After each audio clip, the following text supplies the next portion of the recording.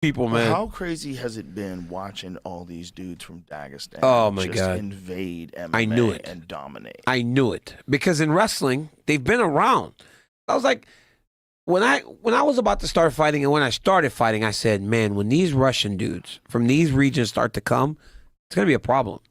Because you know how good they were as wrestlers, right? What's going to happen when these guys come into fighting? Right, learn striking. And it's the same thing. You know, we were talking in the back about Alexander Karelin. I looked at that picture and I go, hey, that was a bad dude. Just a monster. Monster. A monster. Monster. And there have been a many of them. Povasar Satiev, all these great Russian athletes that are just crazy.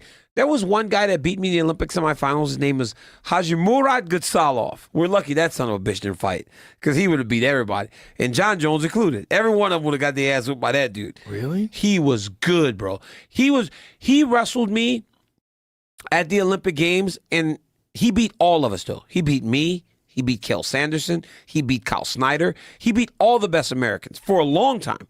He wrestled from my Olympic cycle all the way to Kyle Snyder, who won the 2020 Olympic Games. That guy beat him. This dude was so fast. He was so good. I brought him in to train with me for John Jones. My strength coach told me he would try to break him. He said, Daniel, I would try to break this guy. He goes, I would give him all of my workouts. He goes, and then I would add just to try to see how far he would go. He said, no matter what I did, he never stopped. He never got tired. And he goes, he always wanted to do more. He never questioned anything. And that dude, that's why the dude's like a 6-time world champion, Olympic champion, everything. He was the best, man. And we're just lucky he didn't fight because all of us would have no accomplishments. He was that good. Video of this dude?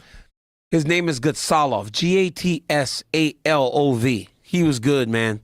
He was so fast. He was so strong. His motion, his movement. These dudes were, I knew that if guys like that started fighting, they would be a problem. And that's exactly what they've become. I mean, look at him. This is the guy right here. It's him. We were training. This dude would just hit me with all kinds of stuff. I actually, and we're sweating too. He just never stopped, bro. The guy was just tremendous in everything he did. So I would have to set my mind every day going into the room like I was about to wrestle in the Olympic Games because I knew how hard it would be to try to go with this cat. Then he would be beating on these dudes in MMA. He'd take against the wall like it was impossible to take him down. And but look at this though, Joe. Everybody would just watch. Dude taking me down. They got the UFC cameras. I'm like, yo, cut that. I'm like, cut it. This is some wild scrambles. Yeah. Oh, you got him? I got one, but that's probably the only one I got for a month. And then at times I thought he might be letting me. I'm like, yo, are you letting me score, man? Because I wrestled you in competition and I ain't never scored.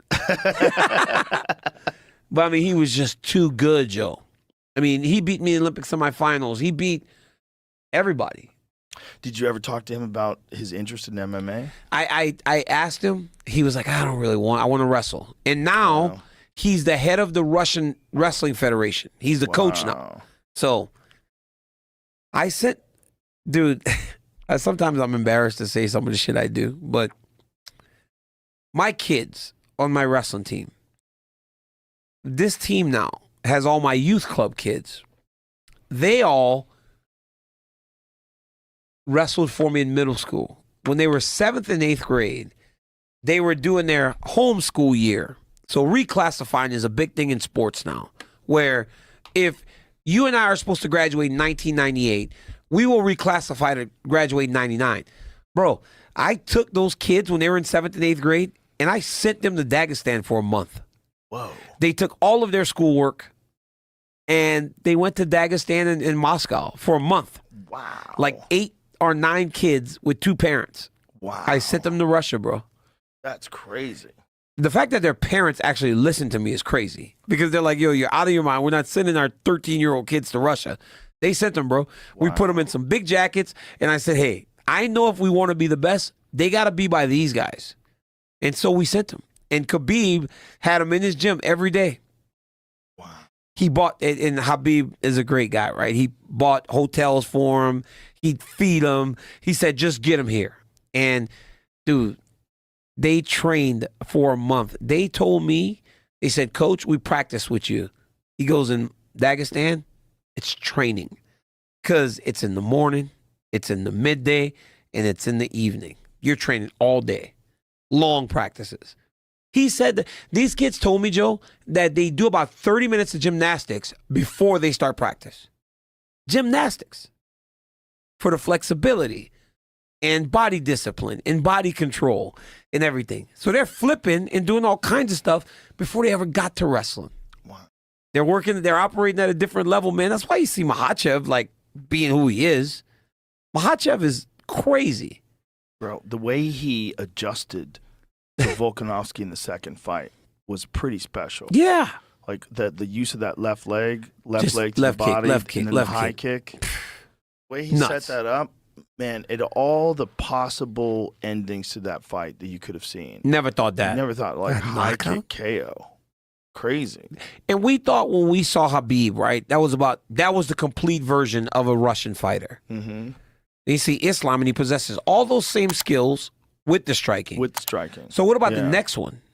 What about the Yeah. next one? Because there's going to be another one. Yeah. What about the next guy? Right. Right? It's like they're just getting better and better. And now that they know that these guys from that region are, like, if you're a kid and you're growing up in that region, now you know, oh, I can follow that same path. I can do MMA, right? Yeah. It doesn't have to just be wrestling or they do sambo, Yeah. which is as perfect a base for mixed martial arts as you can find. Yeah. Because they're punching and kicking each other and stuff already and grappling and doing everything. So It's a very good base. It's a little weird that they're It's wearing weird. a jacket they're wearing the gi. And Yeah, they're wearing the shorts. gi top, shorts. But and it's like, shoes. at least they're, Some of them you don't and I like- agree. Wrestling is the foundation Yes. because of the training and everything else.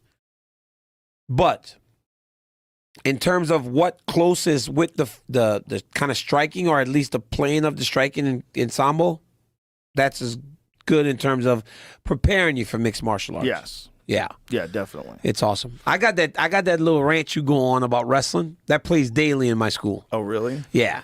They love that. Oh, the that's kids love that awesome. because that's the truth. It's the truth. If you want to build a strong foundation, even just as a human being, wrestling is where you figure out how tough you are, Mhm. how much you can push, how much you can deal with discomfort.